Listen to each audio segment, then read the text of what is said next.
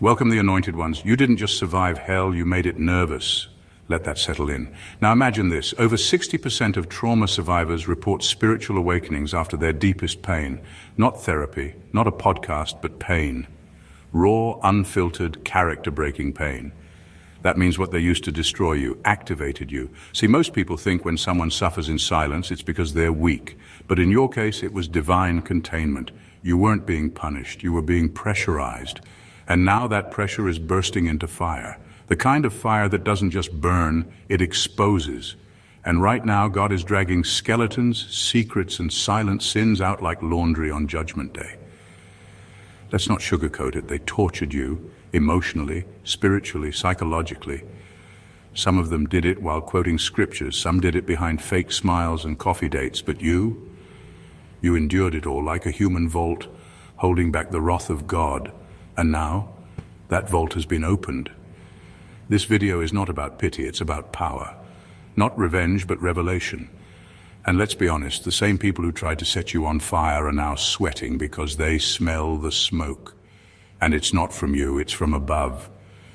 Oh, and quick warning, if your enemies are watching this too, they may want to keep a fire extinguisher nearby. Not that it'll help, heaven doesn't do refunds. Let's talk about the judgment they triggered when they mishandled a soul God hand-selected. Buckle up, this won't be a sermon, it'll be a spiritual autopsy. Number one, they thought breaking you would entertain their demons. They didn't just mistreat you, they enjoyed it. There's a different kind of evil that lives in people who can laugh while someone else is breaking. These weren't just people reacting out of pain or confusion. No, they were entertained by your downfall. They fed off your silence, your confusion, your exhaustion. Every time you cried, it gave them a sense of power. It made them feel like they were in control. And the most disturbing part? Some of them didn't even realize they were doing it. They were so spiritually rotten that cruelty felt like normal behavior to them, like breathing. Your pain became a show to them. You were the main character in a twisted drama they directed from the shadows. They pulled strings, planted doubts, twisted words, and watched you unravel while pretending to be innocent. But what they failed to realize is that every moment they spent mocking your downfall, God was watching. Not just watching, He was recording. They didn't know they were creating their own judgment day, scene by scene. They thought your pain was their victory. But it was actually the setup for their downfall. You weren't just crying tears. Those tears were turning into spiritual gasoline. Every insult, every manipulation, every fake smile poured more fuel onto a fire they didn't even realize they were lighting. And now, that fire is out of control. But here's the kicker. It's not touching you. It's chasing them, burning through their peace, their fake blessings, their illusion of control. They assumed because nothing happened to them immediately that they got away with it. But heaven doesn't always respond in the moment. Sometimes God lets people dig their own graves just deep enough so that when they fall in, no one can pull them out. And that's where they are now. In the grave they dug for you. They didn't just anger you, they angered God. And when God gets involved, there's no court appeal, no second chance unless repentance is real and deep. But most of them won't repent. They're too proud, too blind. So now the fire they sparked is here. And it's not symbolic, it's very real. And it's only just begun. Number two, your suffering was the legal evidence heaven needed. God doesn't move off emotion, He moves off truth. And while you were silently breaking down behind closed doors, something powerful was happening behind the veil. Every time they lied on your name, twisted your story, turned people against you, or manipulated your kindness, it was being documented, not by humans, but by heaven. What they didn't realize was that your suffering wasn't just pain, it was evidence. They thought because you weren't defending yourself, because you weren't clapping back, because you weren't exposing them, that you were powerless. But in reality, you were giving God room to build a case they couldn't appeal. A spiritual fire was growing every day they chose to keep wounding you instead of repenting. They thought you were weak for staying quiet, but heaven saw it as strength. It takes more strength to stand still under pressure than to lash out in anger. And God rewards that kind of restraint, not with comfort, but with justice. They had time to change, time to apologize, time to make it right. But instead they kept digging, kept provoking, kept laughing at what they didn't understand. What looked like a delay to you was actually divine strategy. God doesn't act out of impulse. He lets it all build until the truth is undeniable, until their actions can't be spun, until their guilt reaches the point of no return. Then he moves. And when he moves, it's final. They thought they were getting away with it because life seemed to be blessing them. Their name wasn't exposed, their lies were still believed, their reputation untouched. But God wasn't letting them win, He was letting them accumulate debt, spiritual debt. And now that debt is due. They can't talk their way out of this one. They can't play the victim this time. They messed with someone heaven marked. Your pain became the very thing that convicted them. And now, the very silence they mistook as weakness is the reason their judgment is so loud. They messed with a chosen one who didn't fight back, not because they couldn't, but because heaven said, "Stand still, I got this." And now God is moving. And when He moves, there's no warning shot, just results. Number 3, they were summoning a curse by touching a living altar. You're not just a person, they didn't understand that. You're a carrier of divine purpose, a living altar walking around in human form. When people handle you carelessly, they're not just hurting someone's feelings, they're defiling something sacred. You hold spiritual weight. You carry an assignment that's bigger than looks, words, or status. So when they attacked you, it wasn't just personal, it was a spiritual violation. They didn't just cross a line, they crossed into holy territory, and now there are consequences they can't dodge. Every chosen one carries something that heaven defends. And when you were being mistreated, bullied, lied on, and dragged emotionally or spiritually, you weren't just suffering. You were being recorded as a witness. You were absorbing poison without throwing it back. You were letting yourself be crushed but refusing to turn bitter. You were taking hit after hit and still showing up with your heart intact. That level of spiritual endurance doesn't go unnoticed in the realm of the divine, so now the fire they lit to destroy you has reversed, not because you cursed them, not because you got revenge, but because God has laws. And one of them is this: you don't violate sacred things and walk away blessed. They touch something holy, thinking it was ordinary. And when people treat sacred things like common objects, God doesn't let it slide. There's a line where mercy ends and justice begins, and they crossed it thinking they were just venting or correcting or teaching you a lesson. But heaven took notes. Now the very fire they meant to consume you with is turning on them. It's showing up in their dreams, in their finances, in their relationships, in their peace. And they can't control it because they lit it with unclean hands. They played with spiritual fire thinking they were above consequences. But when the soul of a chosen one is attacked without cause, God doesn't just defend, He judges. You didn't fight back because you weren't supposed to. That silence they thought was weakness, it gave God full access. You didn't respond with your mouth, but heaven responded with fire. And now, what they started in secret is ending in full view. And this time, no apology can put it out. Number 4, their attack was not personal. It was a declaration of war against the divine. They didn't hate you for who you are. They hated you for what you carry. Your presence confronted everything they buried. Your light made their hidden darkness uncomfortable. Your authenticity disrupted their lies. And instead of facing their own wounds, they made you the enemy. But what they failed to realize is that their attack on you wasn't just misdirected anger or jealousy. It was spiritual warfare aimed at the divine assignment on your life. You weren't the target. They were lashing out at the presence of God within you, and that's where they sealed their fate. They didn't realize that hurting you was equivalent to signing a declaration of war, not with a person, but with heaven itself. The moment they touched you with cruel intentions, they entered a battlefield they weren't qualified for. This wasn't a regular conflict. It was rebellion disguised as disrespect. Every chosen one carries a divine signature, a calling that activates the environment around them. People either rise when you walk into the room or try to drag you down because they can't match your frequency. Those who chose the second option weren't just disagreeing with you. They were challenging the God who called you. And God never loses a challenge, ever.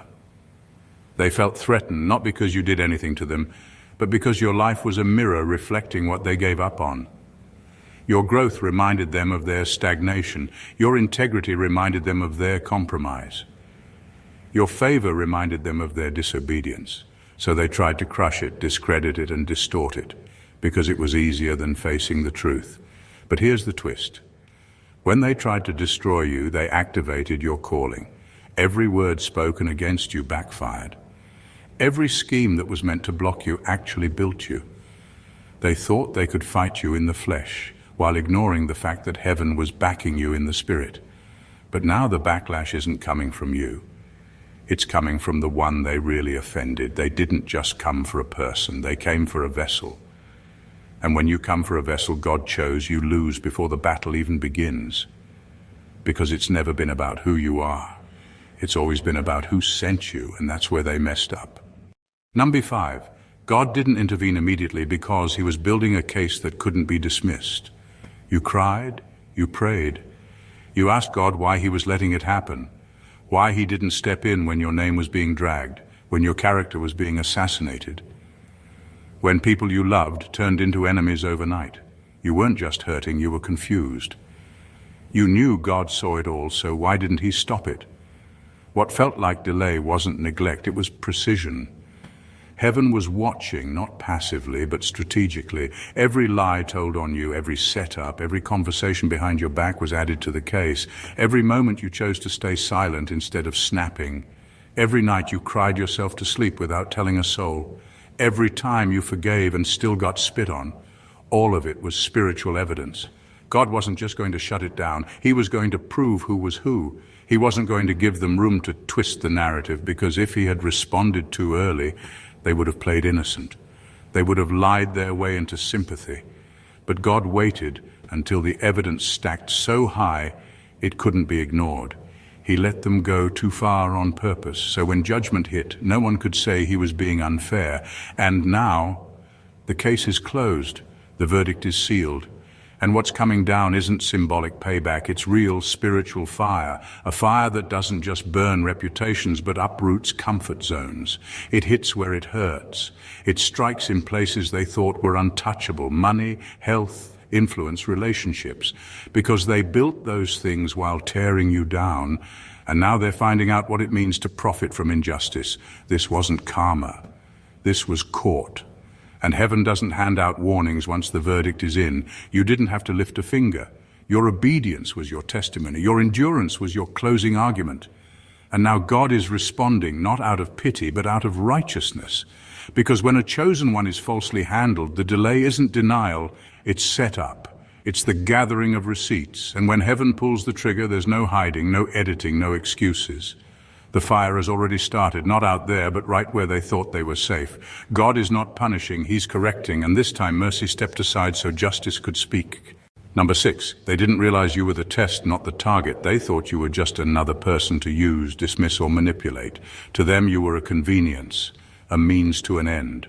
Someone to lean on when things got hard, someone to blame when things went wrong, someone to mock when they needed to feel superior.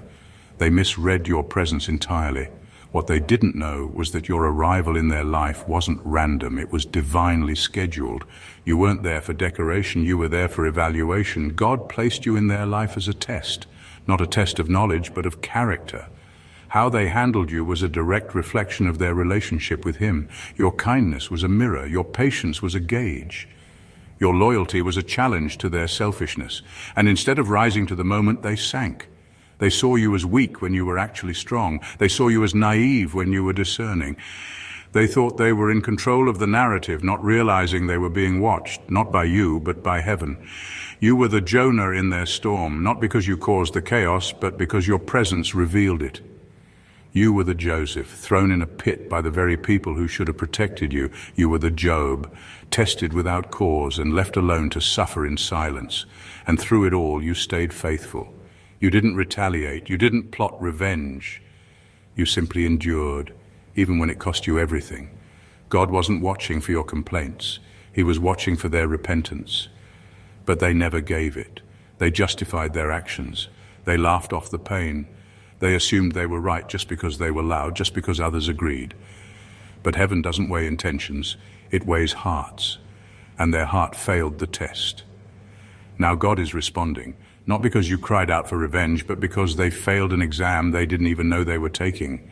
They treated a divine encounter like it was disposable. And that kind of error doesn't go unnoticed. When people mishandle a chosen one, the consequence is never just about the moment. It's about the message they sent to heaven We don't value what you sent. And now the response isn't emotional, it's judicial. Number 7. The fire they lit wasn't against you, it was against their own future. They thought they were building a trap for you, but they were digging a pit for themselves and their bloodline. Every time they lied on your name, falsely accused you, manipulated your image, or prayed against your progress, they weren't just affecting you. They were laying landmines in their own future. What they set in motion wasn't a temporary scheme. It was a curse they activated over their own life, and worse, over generations connected to them. They didn't realize that when you target someone covered by God, the backlash doesn't stop with you. It spills over into your finances, your relationships, your children, your children's children. This isn't superstition, it's spiritual law. When they tried to delay your destiny by tying you down with spiritual ropes, slander, envy, word curses, they didn't trap you. Those same ropes looped back around and are now tightening around everything they care about. They didn't just sabotage their now, they compromised their later. You were never stuck. You were being prepared. But they tied themselves to a fire they thought they could control, a fire that's now burning through their peace, their stability, and their legacy. Because this fire doesn't need your hands to grow, it feeds on injustice. And the more they try to justify what they did, the hotter it gets. God doesn't play when it comes to the people he assigns to carry legacy. Your life is connected to impact, to healing, to restoration. So when they attacked you, they didn't just mess with an individual, they messed with a divine timeline. And now the system they thought they built on deception is collapsing, and they can't outrun it. They tried to destroy your future out of jealousy, but they ended up setting fire to their own. Their next move wasn't just petty, it was prophetic, because it exposed what was really inside them. And now heaven has responded. And it's not just correction, it's cleansing. Because some fires don't come to harm, they come to purify the land of wickedness. And now everything they touched with unclean motives is unraveling. Not because you cursed them, but because the fire they sparked is too wild, too divine, and too exact to be anything but judgment. Number 8. Your tears were liquid prayers that touched realms they can't access. They thought your tears were a sign that they were winning. They saw your breakdowns, your silence, your emotional exhaustion, and believed they had the upper hand. They mocked what they didn't understand. But what they didn't know is that your tears weren't just emotional reactions, they were spiritual codes.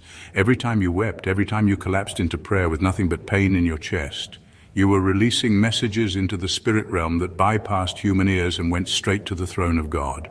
You weren't falling apart. You were activating realms they have no access to. Your tears were not begging.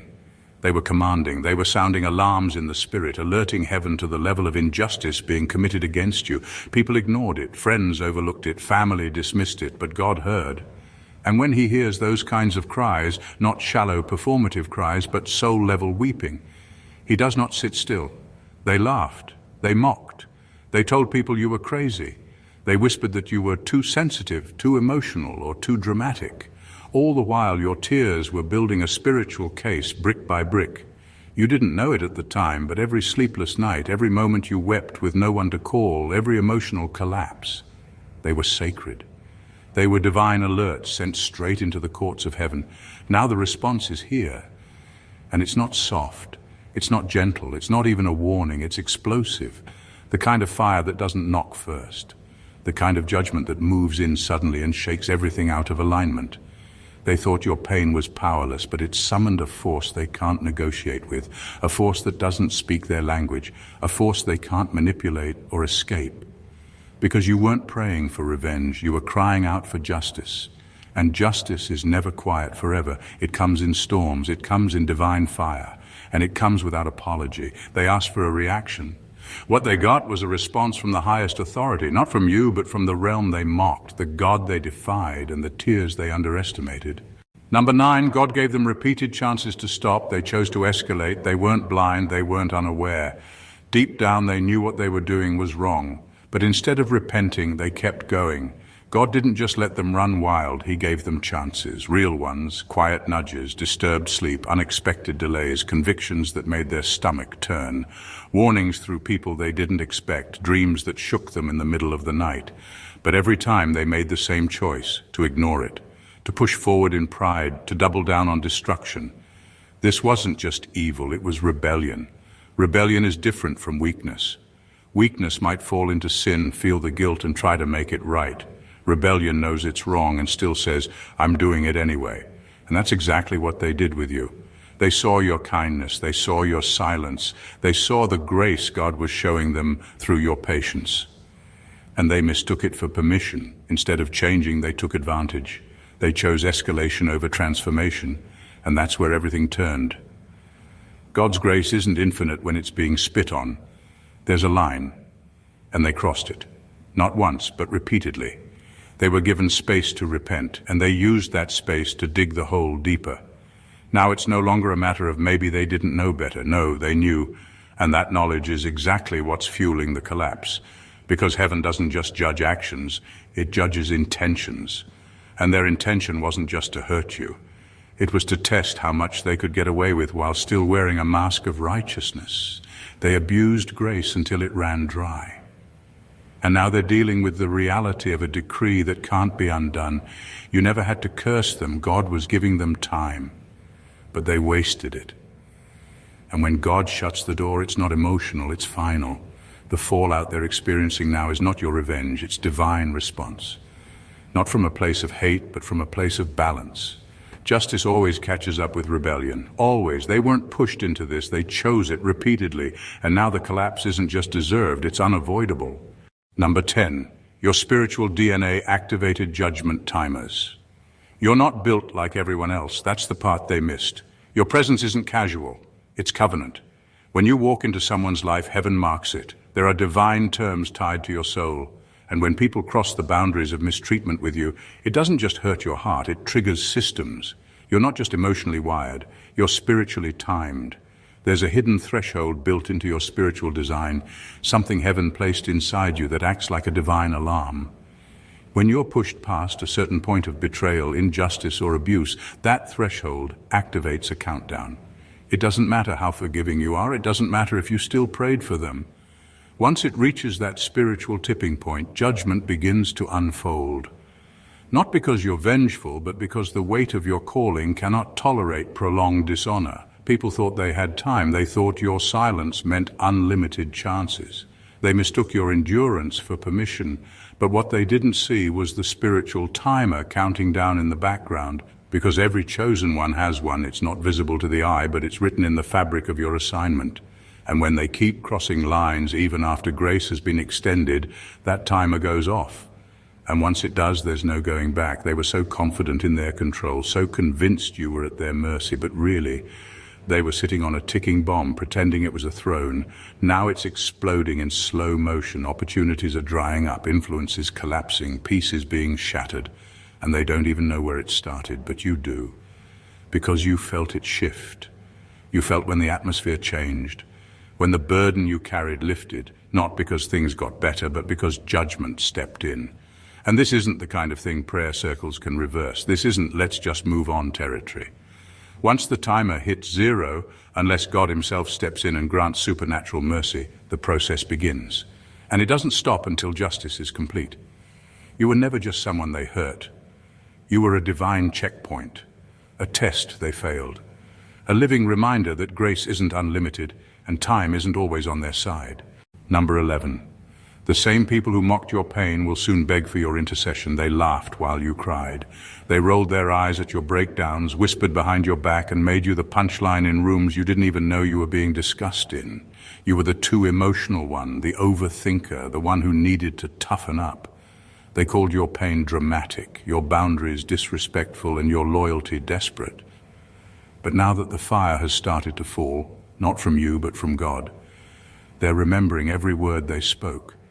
And suddenly, the dramatic one looks like the only one who can reach heaven. The same mouths that mocked you will start to stutter, not because you changed, but because now the judgment they never believed in is touching their lives in places that matter. Their finances will start drying up. Their relationships will fall into confusion. Their influence will begin to rot from the inside out. They'll start to feel that same isolation they put you through, and it won't make sense to them because they still think it's a coincidence. But deep down, they'll know God is responding. And the one they violated spiritually was never just a person.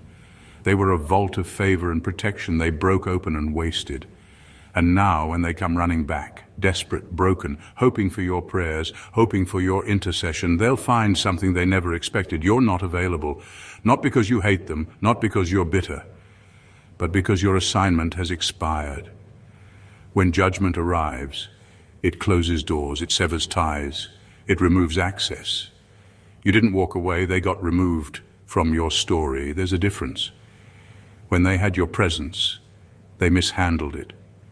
When they had your prayers, they took them for granted. Now that the weight of their actions has returned home, they want to lean on you spiritually like nothing ever happened. But God won't allow it, because this isn't a season of mercy through you, it's a season of consequence without you. And when they find themselves locked out of your life, they'll finally understand who they were really dealing with. Not someone weak, not someone dramatic, but someone chosen. And they mocked their miracle until it disappeared. Number 12, they wanted you powerless so they could play God. They didn't just want to hurt you, they wanted to control you. That's the part most people miss.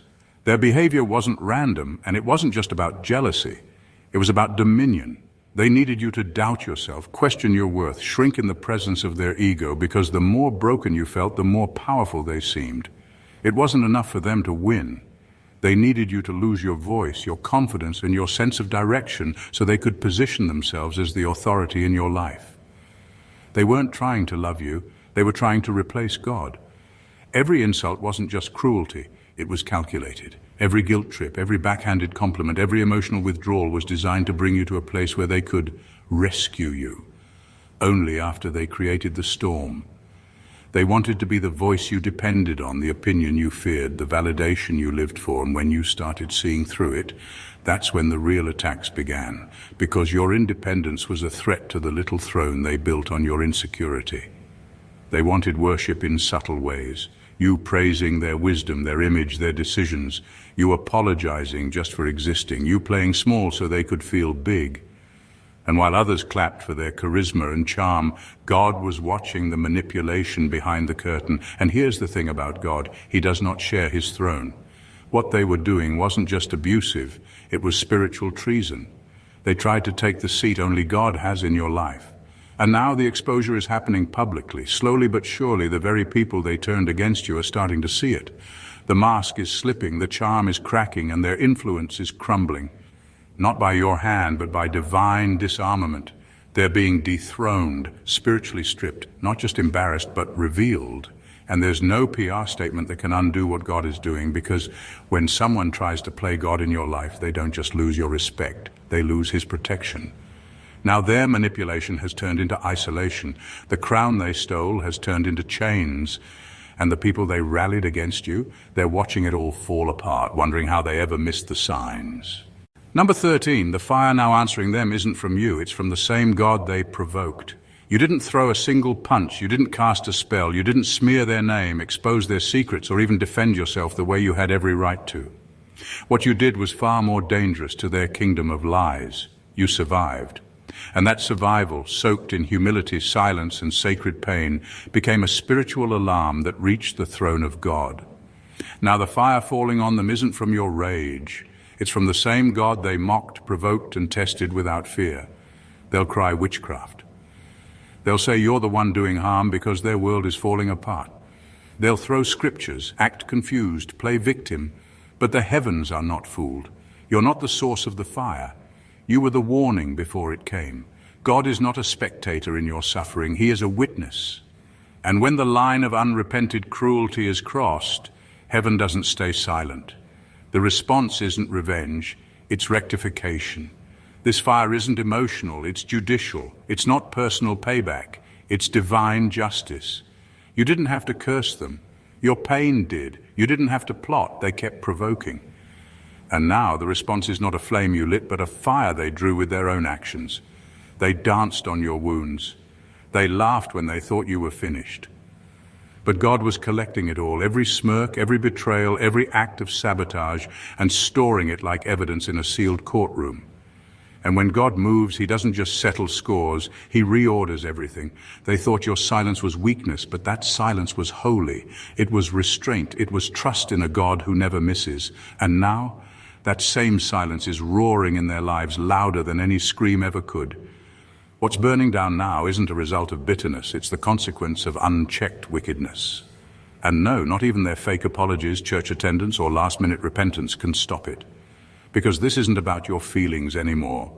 This is about divine order being restored. God's not just protecting you, he's clearing the battlefield. And if they still think it's you lighting the match, they've misunderstood everything. The fire they're running from is holy. The judgment they feel isn't personal, it's prophetic. And there's no hiding from a God they dared to challenge through the one he chose. And number 14. They thought they destroyed you, but you were the seed, not the tombstone. They were so sure they had ended you. So sure that the smear campaigns, silent treatments, manipulation, and psychological warfare had finished the job. They watched you walk away with tears in your eyes and mistook it for defeat. But what they never understood is that a chosen one doesn't die in pain. They resurrect in purpose. They weren't burying you in a tomb. They were planting you in destiny. The betrayal didn't break you, it activated you. The isolation didn't silence you, it recalibrated you. Every lie they told became spiritual fertilizer. Every night you cried alone became sacred soil. And while they were busy celebrating your burial, the roots were quietly growing beneath the surface. You weren't gone, you were going deeper. They thought they destroyed you because they couldn't see your process. That's how it works with seeds. Nothing looks like it's happening until everything starts breaking through. And now here you are, rising, blooming, and becoming unstoppable. They thought they'd see a grave. What they're seeing is glory. Here's the twist they didn't expect. The fire they tried to burn you with, God took it and turned it into light. The same flame they used to shame you is now the one heaven uses to spotlight you. You were never the victim. You were the strategy. The enemy thought it was over, but he buried a seed that never dies. Your voice is louder now. Your energy is stronger. Your mind is clearer. And the most ironic part, their own actions watered your purpose. Every time they tried to curse you, they unknowingly spoke power into your next level, and now the same people who threw dirt on your name are stunned by the fruit growing from your life. They didn't bury a failure, they planted a legend. You didn't just survive, you expanded, and while they scrambled to make sense of it, you're walking into rooms they tried to lock, taking positions they swore you'd never qualify for, living a life that exposes their lies without you saying a single word.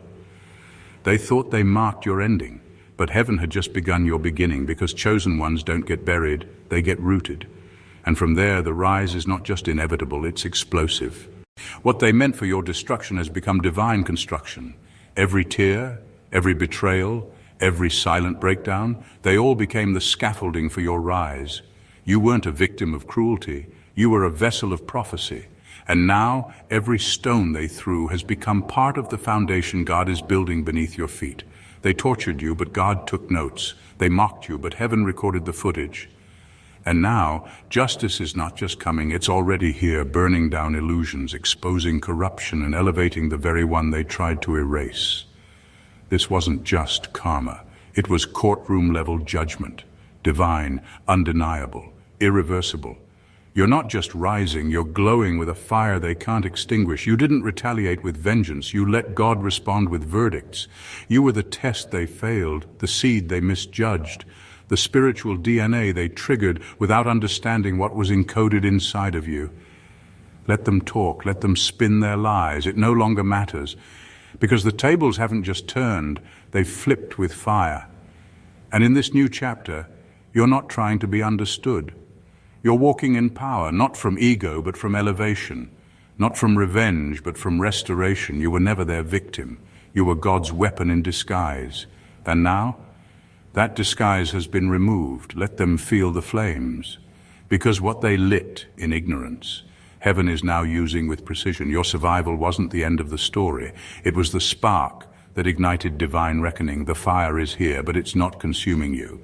It's crowning you. If this message hit deep, if you felt seen, understood, and awakened, don't leave without showing some love.